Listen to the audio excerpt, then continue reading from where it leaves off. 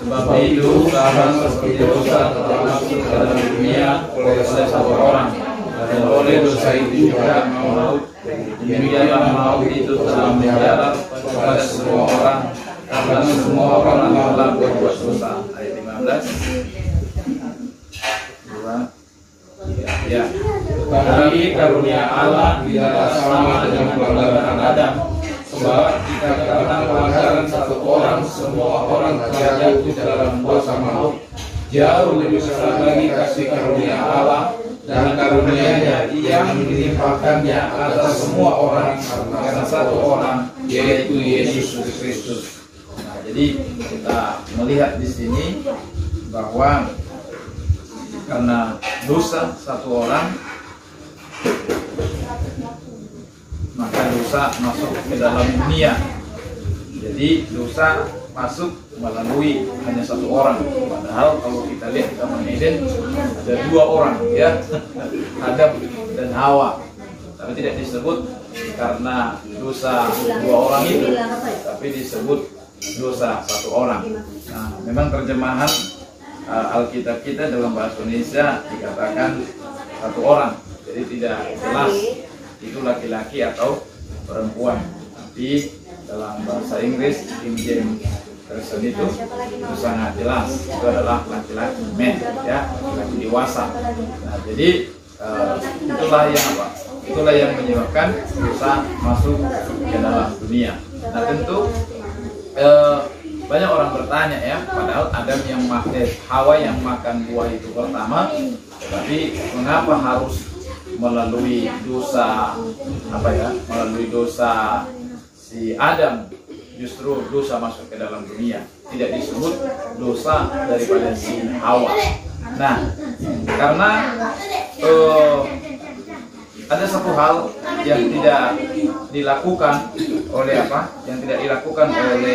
si Adam, yaitu dia berdiam diri saja. Nah, jadi artinya dosa menjadi dosa bukan karena apa yang dilakukan, tapi justru karena dia tidak melakukan. Artinya dia berdiam diri saja. Nah, jadi istilah-istilah yang sangat populer di pria sejati itu dikatakan ada kalanya diam itu tidak emas, tapi hanya kuning belaka. Memang kalau selalu emasnya diam itu, kalau istri minta uang diam saja. Sudah, kan biar emasnya dijual. Nah, tapi justru kita diam, nah justru dia makin ngambek, makin marah-marah. Jadi benar bahwa tidak selamanya bahwa emas itu diam itu emas, tapi di lain kesempatan hanyalah warna kuning belaka. Nah, dosa Adam adalah karena bukan karena apa yang dilakukan, tetapi apa yang tidak ia lakukan, yaitu diam saja. Nah, pria seringkali berdosa bukan karena apa yang ia lakukan, tetapi karena apa yang tidak ia lakukan. Nah, kalau kita coba simak di dalam Kejadian 3 ayat 6, ya, Kejadian 3 ayat 6.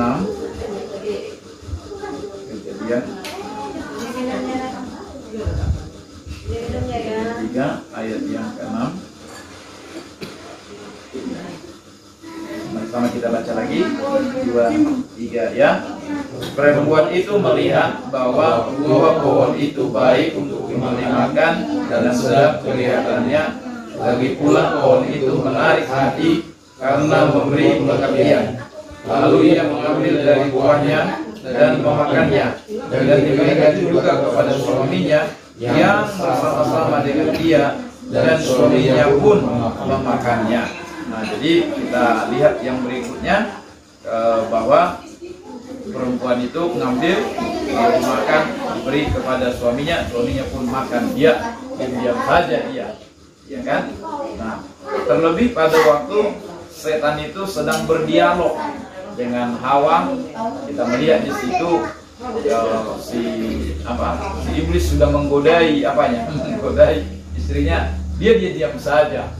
Ya, artinya dia tidak melakukan suatu tindakan untuk mencegah supaya jangan berlanjut kepada kepada tindakan atau sampai kepada perbuatan yang melanggar daripada firman Allah.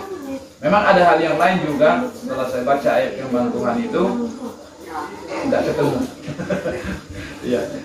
Ada hal yang lain juga yang saya temukan di dalam ayat firman Tuhan itu, selain dia diam saja, nanti memang ada hubungannya tanggung jawab, salah satunya adalah menjadi nabi ya.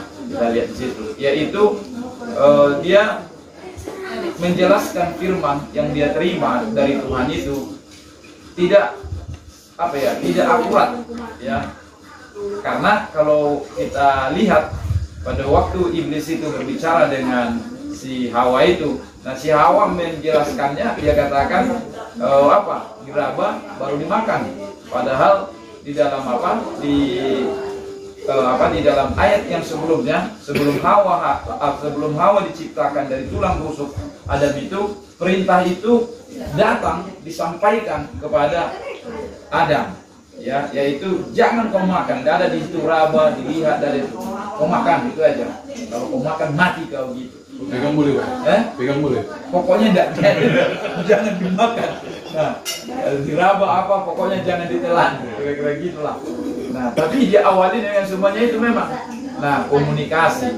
Nah, jadi rayuan di budaya setan itu, dari situ kita lihat bahwa seseorang itu tidak langsung jatuh ke dalam dosa sebenarnya. Jadi ada ada sebuah prosesnya. Ya, orang pun selingkuh. Kenapa kok selingkuh dengan dia itu? Wah, langsung apa dia? Langsung ditawarkan ya? Tidak ada. Tidak ada. Ya, tidak ada itu ya. Jadi ada itu prosesnya yang sangat panjang. Ya. Nah, proses yang sangat panjang. Sama seperti apa? Hubungan yang paling tertinggi di antara manusia, khususnya yang lawan jenis itu sampai kepada hubungan badan. Ya.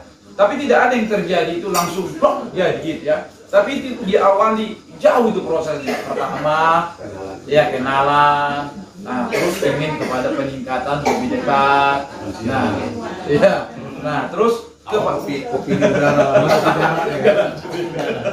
nah, terus lanjut lagi, tidak cukup hanya makan sama-sama mulai pegang tangan. Nah, lanjut lagi nanti itu. Nah, kepada peningkatan yang berikutnya. Nah, habis itu peluk, cium, tak sampai lagi sampai kepada itu ya hubungan badan. Nah, itulah hubungan yang tertinggi. Makanya dalam pernikahan itu jadi panjang ya. Jadi di dalam pernikahan itu rencana Allah dalam pernikahan itu bukan hanya sebenarnya bergenerasi, berketurunan, tapi ada juga di sana disebut dengan prokreasi.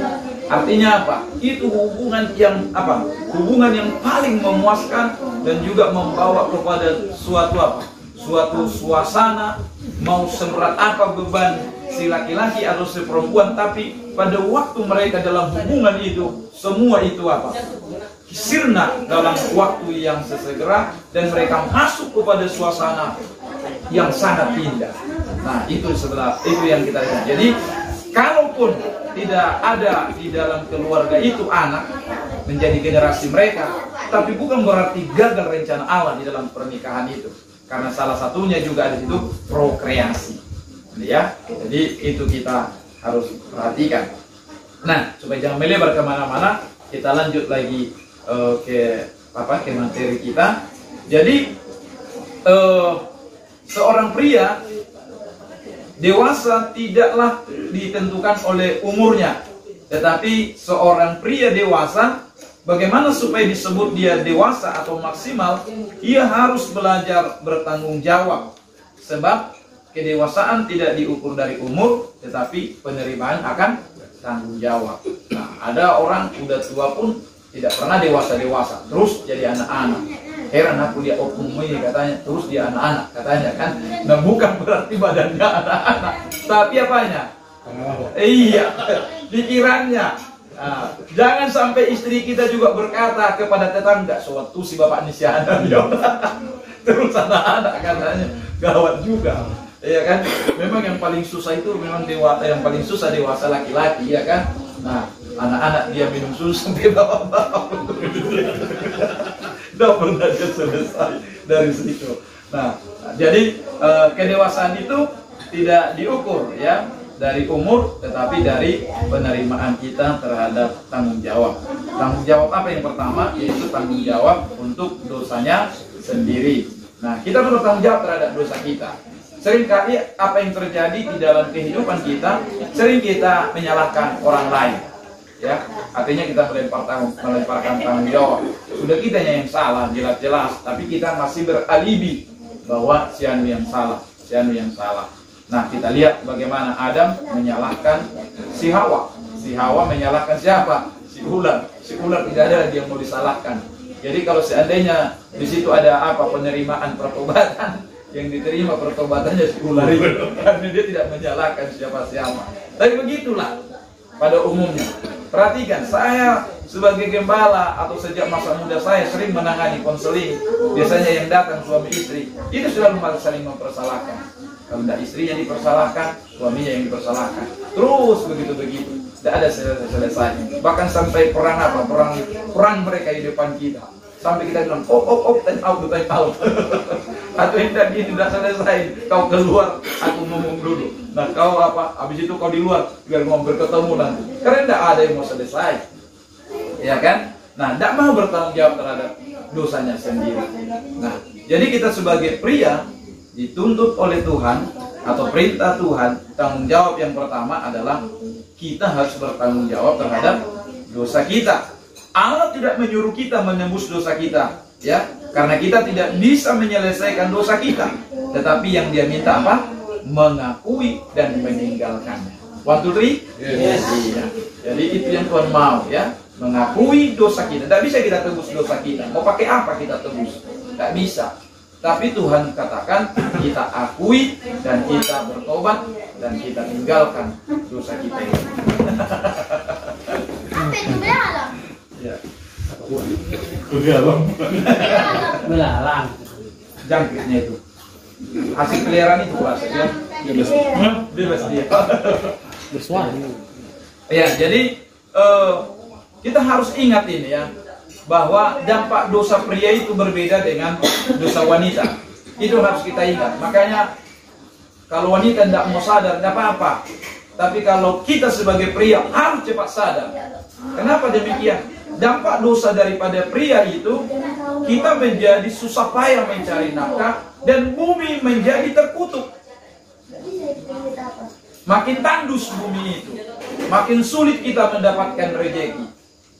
Nah, jadi ini rahasianya. Mau diberkati pria, cepat ngaku dosa dan tinggalkan dosanya. Ya. Gimana? Kita mau makin naik rezeki kita, mau naik berkat dalam hidup kita. Nah, caranya adalah mengakui dosa dan meninggalkan. Wanita, apa dampak daripada apa? Dampak daripada dosa wanita, yaitu apa? Birahi. Lalu yang kedua, sakit bersama. Iya kan? Artinya itu aja. Selama dia mengandung, waduh, itu situlah penderitaannya. Makanya kita harus apa? Kalau sudah seperti itu penderitaannya, nah, tidak tahu kalau kami tidak akan ada lagi. Ya, masih yang masih mau dia kan. Nah, oh, dia masih tinggal dia lah. Ya kan? Nah, waktu mereka hamil itu adanya apa ya? Prosesnya. Ya kan? Nah, setelah itu lahir, waduh kalau bisa jangan melahirkan lagi aku. Ternyata sakit kalinya ngidamnya ini. Begitu lahir, tus kan, pengen lagi dia lahir. Iya kan? Karena kenapa? Hanya di situ dia berhentinya. Tapi coba pria. Aduh, persoalan kita hari-hari ini kan susah kaya Pak rezeki. Kita kerjakan pun kita kerjakan tidak menghasilkan, ya kan? Lebih banyak kadang-kadang modal yang keluar daripada hasil yang kita dapat. Kadang kita mau menyerah. Mari kita cek hari ini, apakah masih ada dosa yang belum kita akui dan juga kita belum bertobat dari sana. Kita tinggalkan itu. Mau dosa kecil kayak samanya itu, dosa kecil, dosa besar samanya di hadapan Tuhan. Dosa itu semuanya. Ya, kecil-kecilnya gitu. Ya, mari kita tinggalkan itu. Nah, kok lama di sini ya? Saya tidak tahu apakah sini nyangkutnya nanti. Nah, penderitaan akibat kelalaian bertanggung jawab jauh lebih besar daripada penderitaan dalam bertanggung jawab. Nah, maksudnya begini, kalau kita berdosa itu berarti kita berani bertanggung jawab, dipersalahkan atau menanggung rugi, menanggung malu oleh karena perbuatan kita. Tetapi sebaliknya, kalau kita tidak mau bertanggung jawab, lebih besar penderitaan kita akibat daripada kita tidak mau bertanggung jawab. Yaitu apa? Hukuman batin. Dampaknya kepada hal-hal yang lain seperti yang tadi, bumi yang terkutuk itu, pekerjaan yang morat-marit dan juga tidak mengalami keberhasilan. Ya, di situ dia terjadinya. Nah, tidak usah saya buat ilustrasi seperti apa itu, seperti anak yang pecahkan gelas itu kan, yang diperas oleh abangnya itu. Terus dia itu, coba kalau diakui, kalau seandainya mamanya pemarah sekali tamparnya itu, wah, iya kan, dan selesai. Tidak mungkin terus 2000 cair. Yang beringus. Iya kan. Nah, tapi karena takutnya hanya gara-gara satu tamparan ini, akibatnya menderita begitu. Ayo, mari kita cepat-cepat kita selesaikan. Akui di hadapan Tuhan. Amin. Ya. Nah, jangan kita bilang apa itu pria sejati. Apa sedikit-sedikit pria sejati. Mana ada orang bisa ngaku dosa depan orang, mempermalukan itu katanya. Justru makin sembunyi dalam dosa itu, akan terus terulang-ulang dalam lingkaran itu. Itu saja terus yang terjadi di sana. Ya. Kawan kita yang apa kan, baru tahu aku. Kenapa dilarang mereka begitu kan? Kita harapkan mereka semua lepas dari situ dan mereka ikut dimuliskan ke depan. Itu harapan kita. Nah, yang kedua, tanggung jawab sebagai penjaga. Tadi sudah, atau sebagai imam ya. Itu salah satu kelalaian daripada si Hawa itu.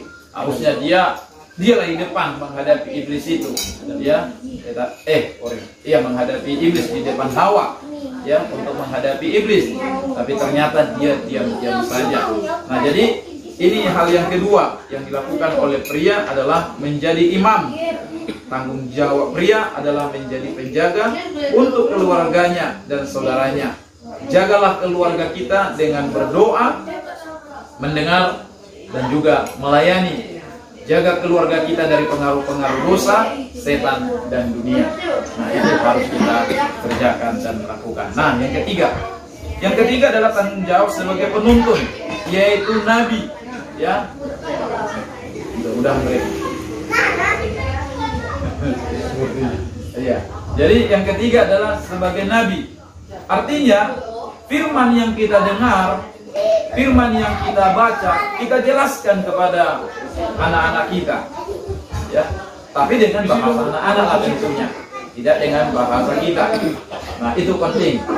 Nah, makanya apa itu penuntun mesbah keluarga yang dibagi tiap minggu itu. Nah, harapan kita dilakukanlah di rumah kita masing-masing. Tidak bisa pagi, ya malam, ya kan? Tidak bisa malam, siang. Nah, tidak usah panjang-panjang. Kalau kami melakukannya, kalau terlalu alot kami berbicaranya, terlalu alot kami diskusinya, bisa sampai setengah jam. Tapi kalau rasanya tidak ada pewahyuan, kami seperti membaca saja. Jadi satu. Nah, jadi selesai, ringkas saja. Kadang sampai 10 menit, ya. Kadang ada lagi tidak sampai segitu, ya. Nah, tapi manfaatnya banyak di situ ya. Nah, apalagi kalau anak-anak kita libatkan juga berdoa. Nah, kalau di rumah kami, kalau masalah masalah mesbah keluarga ini, nah selalu mengelak untuk membuat doa. Katanya dari kemarin aku tidak tahu kemarin itu kapan.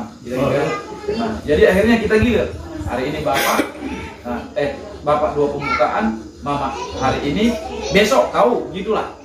Nah, habis itu besok dia, nah besoknya kau, gitu. Nah, baru mau dia. Kalau enggak, kakak lah katanya. Ya.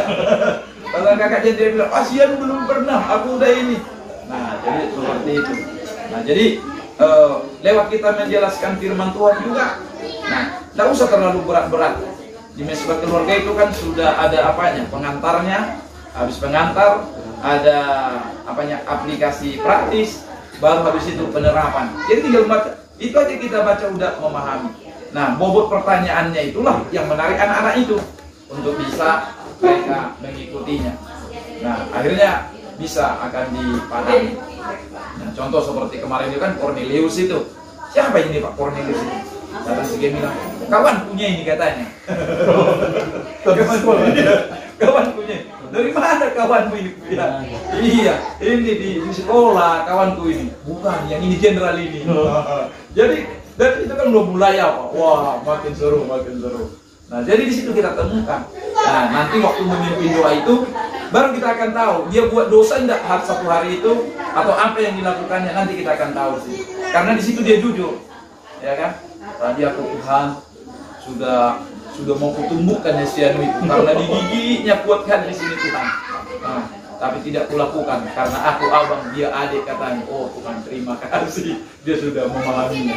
Nah, tapi kita kita cek tangannya. Waduh dari gigit tetangga, anak tetangga, banyak sampai biru-biru. Kayak mana ini? Akhirnya kita cek, ya kan? Setelah kita cek baru kita tahu apa yang terjadi. Sedikitnya puluhan. Hanya sedikit aja yang terluka pantatnya itu. Sudah langsung menggigit dia ya katanya. Akhirnya apa kau buat luka? Kena sekop katanya. Jadi jelaslah anak tetangga kena sekop digigit.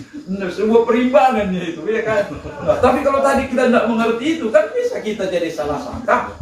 Nah akhirnya kita bisa paham. Jangan gitu kalau main-main. Hati-hati deh. Untung pantatnya kena. Gimana kalau matanya tadi? Gawat itu. Nah, jadi dari mesbah keluarga itu penting sekali itu. Nah jadi kebersamaan juga bisa kita lihat di sana anak-anak antara si kakak dengan adik-adiknya, si abang dengan adiknya, si adik dengan apanya juga, atau sikap mereka juga dengan kita. Di situ waktunya yang sangat baik dan juga tanggung jawab mereka. Nah, jadi itu sangat penting. Nah, tidak tahu dia pun banyak kunci, yang penting pegang gitar itu langsung dimainkan itu kan gitu. Nah, begitu Mas Bokol kalau cari gitar satu orang. Nah, jadi seperti itulah gambaran kita untuk ke depan. Jadi penjaga. Jadi penjaga ya. Terus yang kedua bersama dengan itu menjadi penuntun, imam, menjadi nabi. Imam, nabi. Terus yang terakhir menjadi apa? Raja. Raja itu tidak akan datang penghormatan kepada kita kalau kita tidak lakukan tugas pelayanan. Nah, raja itu sebenarnya bukanlah, memang betul dia berkuasa, tetapi raja sangat dihormati karena apa? Karena pelayanannya kepada orang yang dipimpin, kepada rakyat yang dia pimpin, yaitu memberikan rasa aman, menyediakan kebutuhan, dan juga hal yang paling penting lagi memberi keputusan. Jadi yang disebut pemimpin adalah orang yang memberi keputusan, memberi rasa aman, dan juga mencukupkan kebutuhan serta pemberi arah. Nah, kita harus pengambil keputusan. Dan seringkali memang sampai hari ini saya selalu lupa juga ini. Kalau bertanya kepada saya langsung saya bilang begini, menurut Mama lah gimana yang terbaik? Begitu dia masih sering saya ingat. Padahal harus disuruh buat keputusan. Iya pengambil keputusan. Nah seringkali begitu. Mana? Memang bisa diputuskan dia sendiri, tapi mungkin karena dia ingat juga kan. Nah jangan mengambil sebuah keputusan tanpa ada konfirmasi, tanpa harus bertanya kepada suami. Jadi banyak kali pertanyaan-pertanyaan itu. Nah saya bilang menurut Mama lah gimana baiknya. Nah jadi kita harus ingat ini. Nah ketiadaan keputusan pun adalah sebuah keputusan. Keputusannya tidak ada keputusan. Ya, tetapnya itu ketiadaan keputusan adalah sebuah keputusan. Tidak ada keputusan. Iya. Nah, jadi harus tidak diam pun kita tidak buat keputusan, sudah keputusan juga itu. Ya kan? Apa keputusannya? Diam saja dia katanya. Nah, jadi harus kita ingat itu. Oke, jadi itu aja yang bisa saya sampaikan untuk kita, karena memang judul ini sangat menarik sekali, ya, sangat menarik untuk kita bisa pahami. Ada 4 tanggung jawab kita sebagai pria. Yang pertama saya ulangi, yaitu tanggung jawab terhadap dosa kita sendiri. tanggung jawab sebagai penjaga atau imam, tanggung jawab sebagai penuntun, nabi, menjelaskan firman Allah dengan benar dan akurat di dalam keluarga kita. Lalu yang terakhir, tanggung jawab sebagai pemimpin, memberi rasa aman, juga menyiapkan keperluan dan memberi keputusan dan memberi arah di dalam keluarga kita. Oke, kalau ada hal yang perlu kita diskusikan, kita diskusikan. Kalau yang perlu didoakan, juga kita doakan.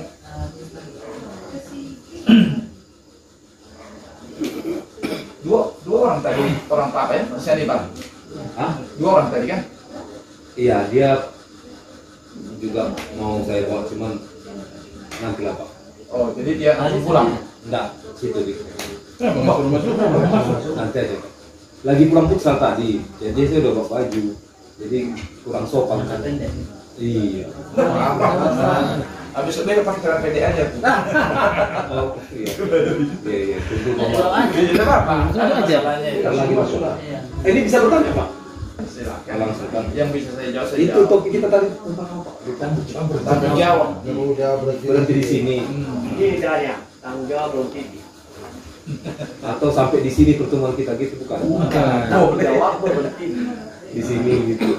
Bukan di sini. Di hati gitu. Bukan. Di hidup Bukan kita. hati kepada pribadi sendiri. Oke, jadi memang tadi Bapak bilang 4 kan. Jadi itu rasa aman. Pak, siapanya? Jadi Sarudi. Nah, ini Bapak itu lagi nggak tahu sama kakak. Ah. Apa ya kau di luar? Kalau bapak-bapak kali aku nggak tanya. Aduh. Tidak apa-apa. Lagi di semua sini. Like begini. Iya. Di situ kan. Kan hanya di sini kan. Terus kenapa nggak di saudara laki-lakinya misalnya kan gini. Oke, kita paham 4 nilai ini ada sama kita, tetapi lingkungan nggak mendukung Pak. Terus tanda apa lah, masih memprihatinkan yang harus kita selesaikan. Nah itu terus kepada Pak Roni kita doakan juga bahwa anaknya ya mungkin sudah dibawa ke rumah sakit juga demam 5 hari rupanya dan tidak mau makan selama 5 hari. Yang paling besar itu bukan jam 5, berarti jam 5 kan rupanya sudah 5 hari. Jadi kita doakan juga ya. Oke, ada lagi ya satu dua atau Itu pun keputusan. Nah, jadi dari topik topik tanggung jawab sebenarnya sih seperti kata Pak Ganda tadi, banyak hal yang membuat seseorang itu tidak bisa tercapai apa yang direncanakannya, keinginannya, yang maunya perjalanan itu mulus. Nah, tidak ada kemampuan sehingga dalam hal Tuhan pun yang mulus saja lah. Nah, tapi kita harus ingat juga ini hidup bukan main-main, ini hidup serius. Nah, samping kiri kanan itu adalah gangguan. Orang yang dekat dengan kita yang tadinya kita harapkan adalah pendukung yang bisa bisa membakar semangat kita di dalam Tuhan itu semakin berkobar, dan ternyata justru mereka yang melemahkan iman kita kan itu. Nah, sampai pada akhirnya kita berkata seperti katanya tadi, ini cobaan katanya, ya Allah. Ya Allah. Terlalu berat cobaan ini kan itu. Nah, tapi saya juga punya tips seperti ini.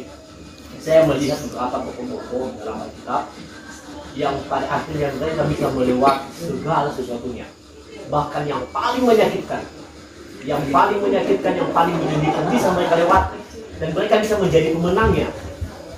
Nah, dengan cara bagaimana? Mereka tulus saja dalam hidup ini, Pak. Nah, jadi punya ketulusan dalam hidup. Nah, tulisnya seperti ini. Nah, segala sesuatu boleh terjadi, tapi saya hanya berpandangan kepada hidup saya bahwa ada Tuhan yang menjadi pandangan gitu loh. Nah, arah pandangan yang jelas itu adalah Tuhan gitu. Nah, jadi boleh terjadi segala sesuatu itu. Atas izinnya ya juga. atas izin Tuhan. Tadi saya sudah menjelaskan bahwa dalam hidup ini bukan main-main, ini serius. Samping kiri kanan itu adalah batu sandungan loh Pak. Ya, penggoda kita. Pak. Yang menghalangi setiap langkah-langkah kita. Nah, jadi apalagi sekarang kan media sosial dan lain sebagainya, ajak kita untuk bertempur di situ, nah, untuk berperang di situ. Nah, tapi yang saya maksud, tadi saya bilang tokoh-tokoh Alkitab kalau kita lihat salah satu dari Yusuf. Yusuf itu sampai menangis saya setiap kali saya membacanya. Nah, kenapa dengan Yusuf? Ketika dia ditangkap, dimasukkan di dalam apa itu, di dalam sumur itu, ada satu yang saya baca di situ. Kakak-kakaknya bilang begini, bagaimana dia ketika dia menangis di situ? Artinya bagaimana perihnya perasaan dia gitu, dibuang, ditinggalkan, tidak ada orang gitu. Apa yang dia lihat? Penderitaan, kematian, maaf itu di depan mata, kematian. Tapi ketika dia menjadi raja, ketika dia menjadi seorang pemimpin dan saudaranya datang, apa yang dia lakukan? Dia hanya selalu berpandangan kepada Tuhan. Jadi begini, manusia mengatakan apa yang jahat, tetapi apa? Tuhan mengatakan sesuatu yang apa? Sesuatu yang tidak kita pikirkan gitu, tapi bermanfaat. Itu apa? Menyelamatkan suatu bangsa. Nah, artinya begini, saya hanya pernah begini, bahwa dari kalau kita tulus ya seperti Yusuf itu, memandang kepada Tuhan, maka segala sesuatu itu no problem bagi kita. Jadi segala sesuatu itu, tapi no problem gitu. Kenapa? Kita punya pandangan kepada Allah seperti Yusuf. Setiap kali saya nggak tahan, asal saya baca Yusuf, saya menangis gitu. Nah, yang saya tangiskan apa? Penderitaan yang begitu sakit itu, tapi pun bisa dia gitu, bisa tidak dendam. Justru apa? Dia menghibur orang yang apa? Yang menyakitkannya. Artinya sama seperti yang dikatakan Tuhan Yesus itu. Apa namanya? Berkatilah orang-orang yang menganiaya engkau. Nah, itu terjadi pada Yusuf. Kalau kita lihat ya, nah, berkati orang yang menganiaya engkau. Jangan balas apa namanya? Pada waktu engkau mempersembahkan persembahanmu, jika engkau teringat kepada orang dosa ya. Nah, selamamu, apa? Tinggalkan dulu persembahanmu, kembali. Berdamai dulu gitu loh. Nah, jadi apa yang dilakukan Yusuf itu sudah melebihi itu. Tanpa dia berdamai sudah damai hatinya, sudah tenang sekalipun apa. Nah, cuman saya lihat ketulusannya itu loh dalam hidup itu. Artinya segala sesuatu boleh terjadi, tapi penangannya kita kepada Tuhan. Saya mau potong dulu Pak. Oke, silakan. Ketulusan itu didapat dari sembahyang doa pribadinya atau dia berbeda cara kehidupan berdoanya dengan kakak-kakaknya yang lain? Saya sanksi gini, mungkin di zaman 2021 kalau ada Yusuf, bermarga, Panjaitan, itu masih ada pakai saya akan nanya, kamu sebagai laki-laki tahun 2021, kau bangun pagi jam berapa? Terus kau pakai versi apa? Ini menguatkan. Jadi sampai, tapi orangnya juga harus yang bisa Bapak percaya juga. iya, jangan jadi bocor. Iya. Terkadang kita bisa jumpai Pak Senin sampai Sabtu gitu. Mungkin Pak Jebua kan nggak, jam padatnya kan tinggi 124 jam. Penyembuhan KKR di mana-mana kan nggak mungkin saya ganggu. Jadi ini bersedia itu Pak. bersedia. Sangat sedia. Kalau Pak Agus bisa dia meredam apa yang Bapak yang tadi saya. Nah, dia apalagi lah Pak Ganda. Temukan lalu kan. Nah, Bapak kebutuhannya itu di mana? Kalau tidak susah-susah kali nih. Kalau tidak bisa saya takluk gitu ya, belum bisa menang. Nah, temukanlah, oh ini menurut saya yang pas. Nah, bikinlah sebuah perjanjian, kan gitu. Bahwa saya akan berubah supaya saya bisa bertumbuh menjadi seperti Kristus, pria yang maksimal itu. Itulah tujuan dalam hidup. Dan ada saudara kiper itu. Iya. Kalau kita, bisa lah kita, semua kita seperti kipernya kita semua. Tapi harus ada kakak rohani atau bapak rohani lah yang bisa membuat. Saya pastikan bisa, supaya semua bisa selesai. Ya, oke itu aja. Kalau nanti kita teruskan masih tetap hangat dan ramai. Bicara panas tadi. Udah mau dingin soalnya ini. Lagi panas sih Pak. Kalau itu masih dipikirin Pak. Aku udah bawa plastik soalnya.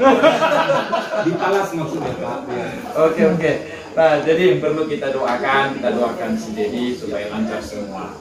Dalam pernikahannya, kita doakan juga Pak Doni, anak yang baru lahir sehat, dan yang kedua anaknya yang perempuan sehatlah supaya ya. Mana di antara kita pimpin doa? Nah, silakan. Saya Pak boleh menaruhkan diri. Oh, Walaupun tak puasa tadi. Silakan. Oke, silakan. Kita mari kita bersatu dalam doa.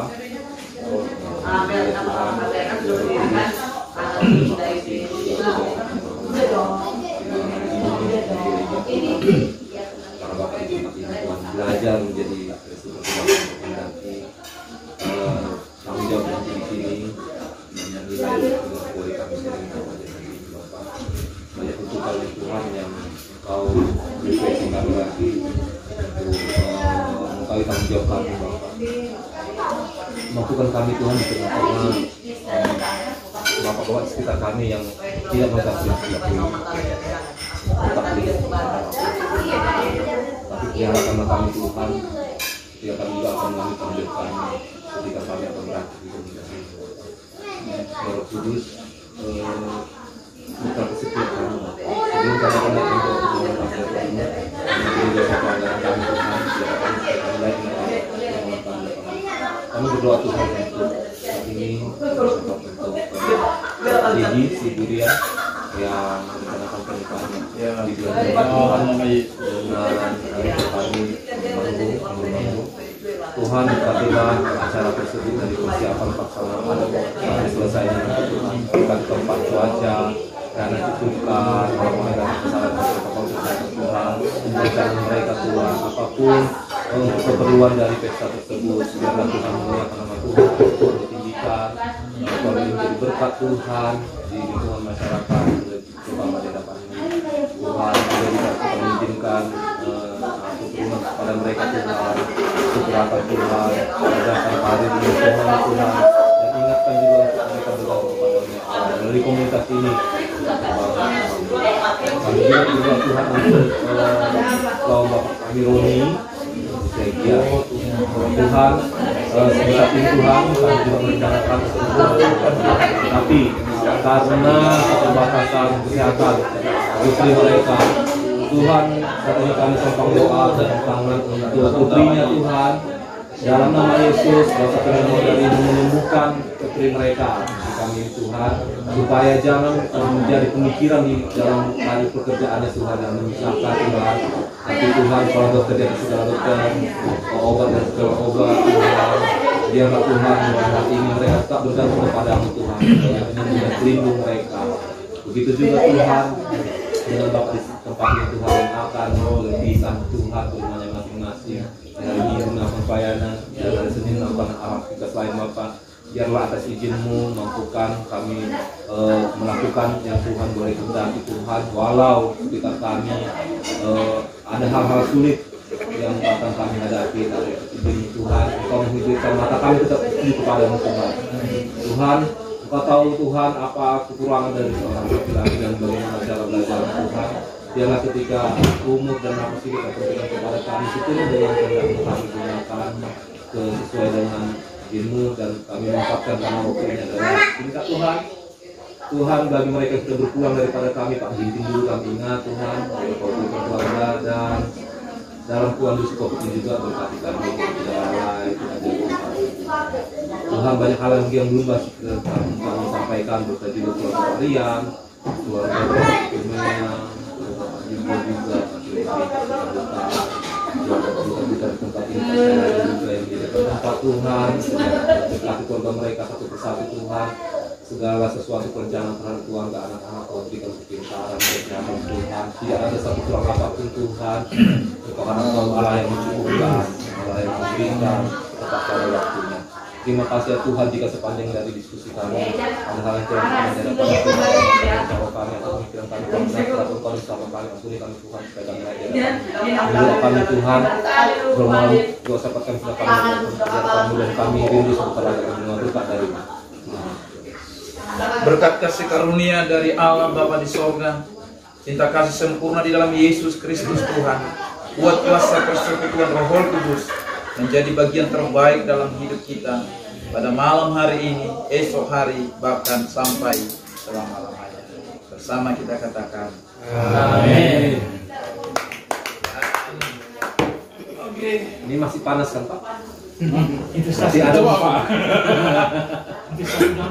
Oh iya. Kons kita ya. Oh udah masak ada. Tahu aku bapak dekat situ.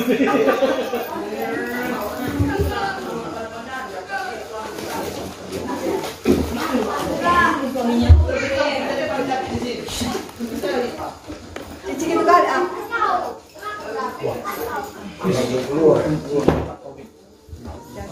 Kalau keluar semua nih, Pak. Cuma tim tuh. iya.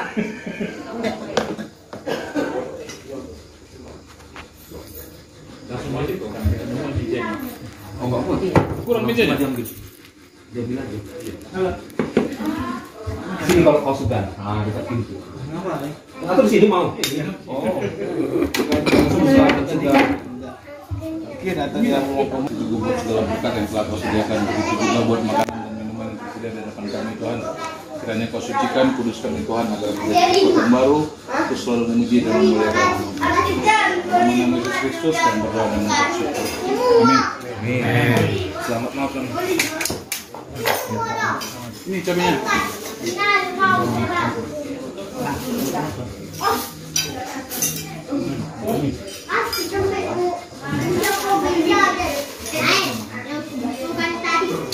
Pak. Iya, Pak. Yang mendapatkan tadi bukan. Waktu kebakaran itu Pak gimana situasinya? Sampai di atas. Itu meninggal pula mertuaku. Waktu peristiwa itu? Jadi adik mertua. Oke. Kan kami selingkuhan kami. Anak-anak tinggal di